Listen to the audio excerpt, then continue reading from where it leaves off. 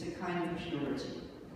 And when I say that drawing is Keith's language, I think you will observe and probably agree that whether the works you are looking at are on paper, or on tarpaulin, or even sometimes three-dimensional, the power is in the line.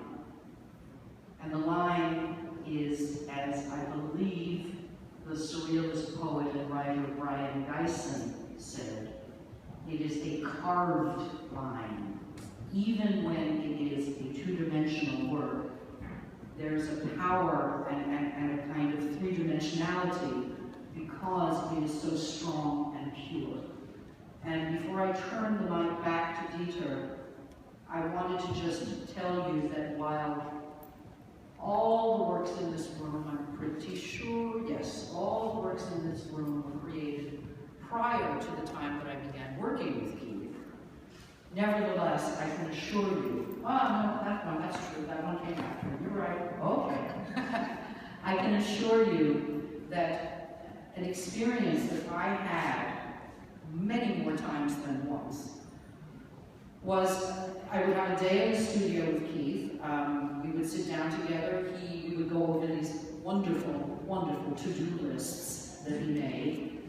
And some of it was for him to do, some of it was for me to do. And we would talk through all of that. The daylight hours were not necessarily consumed by the production of works such as you see in this room.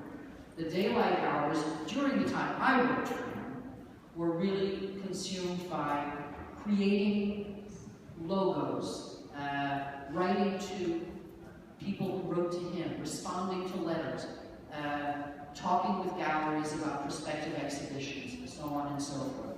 So the day would unfold, a lot would get accomplished, and then what happened, often, not always, but often, is that at 5 or 6 o'clock, it would be the end of my day.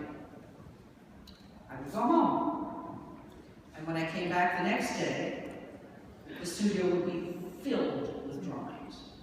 So this man was a very, very compulsive worker. There is no other way to understand that he was able to produce as much work as he did in the short life that he has. Thank you, and may I summarize?